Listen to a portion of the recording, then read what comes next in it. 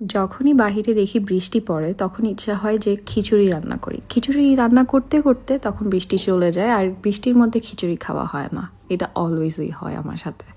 যাই হোক, সেদিন হচ্ছে বৃষ্টির দিন ছিল। সকালে উঠে আমি আমার ইউনিক ব্রেকফাস্ট রেডি করতেছিলাম ডিম দিয়ে। ট্রাস্ট মি, এটা একটা টার্কিশ ব্রেকফাস্ট, এত ইয়ামি ছিল। এটার রেসিপি যদি চাও কমেন্ট বক্সে জানাতে হবে। তো যেটা বললাম, বৃষ্টি পড়তেছিল, সকালে আরও বেশি বৃষ্টি ছিল। তো চিন্তা করতে করতে ভাবলাম যে খিচুড়ি রান্না করি। আমার আবার পাতলা খিচুড়ি অনেক পছন্দ, আম্মুর হাতেরটা ওটা আরও বেস্ট।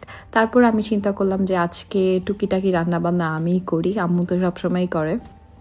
তো আমি কিচেনে যে প্রথমে হচ্ছে ভাত বসিয়ে দিয়েছি, কারণ আমি সবজি খিচুড়ি করব। আর আমাদের বাসায় আমার ভাই হচ্ছে পাতলা খিচুড়ি খায় না, আর পাপারও সবজি খিচুড়ি পছন্দ না। তো জাস্ট আম্মু আর আমার জন্য করব। তো এখানে আমি ভাত বসিয়ে দিয়েছি। ভাতের পানিটা আমি হচ্ছে গাছে দিয়েছি, কারণ দেখি সবসময় আম্মু দেয়, তো আমিও চিন্তা করলাম আমিও দিই। তারপর হচ্ছে পাতলা খিচুড়ির জন্য এখানে আমি মুগ ডাল ভেজে নিচ্ছিলাম। তো ফ্রিজে যা যা সবজি ছিল আমি তাই দিয়েছি, যেমন হচ্ছে সিম, তারপর ভেন্ডি, গাজর, ক্যাপসিকাম, তারপর হচ্ছে লাউ, পাট শাক, তারপর টমেটো, আলু, যা আছে তাই। আর আমি মনে হয় ভেন্ডিটা দিয়েছি, আম্মু কখনো ভেন্ডি দেয় না, বাট আমি দিয়েছি। তো আম্মু সামনে ছিল না, তো আমার মতো আমি সুন্দর করে রান্না করতেছিলাম, চিন্তা করতেছিলাম কেমনে কি করব।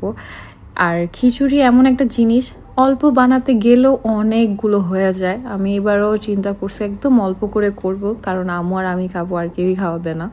আর আমরা ডিনার এত হেভি কিছু খাই না, জাস্ট লাঞ্চের জন্য। বাট তারপরও লাস্টে এতগুলো খিচুড়ি হয়ে গিয়েছে। তো এখানে আমি রান্নাটা বসিয়ে দিয়েছি।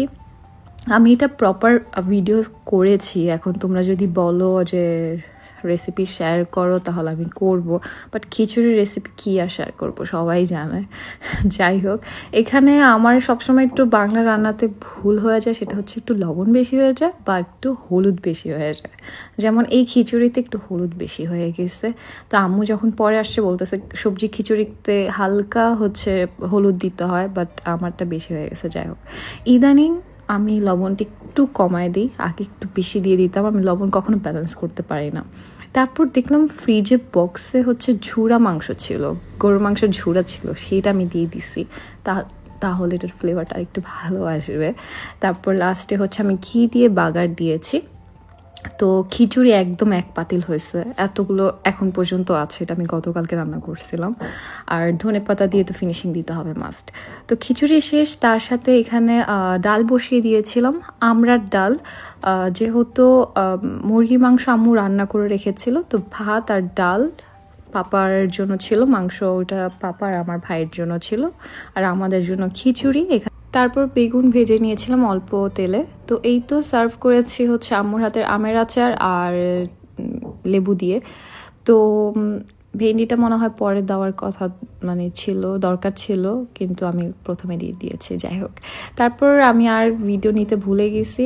রাতে হচ্ছে ঘুমানোর আগে আমি আমার কোলাজেন পাউডারটা খেয়ে নিয়েছি। আমি চেষ্টা করি প্রত্যেকদিন খেতে, বাট মিস যায় 1-2 দিন। সো এই তো আমার ডেইলি ব্লগ। কেমন লেগেছে অবশ্যই জানাবো। Bye bye.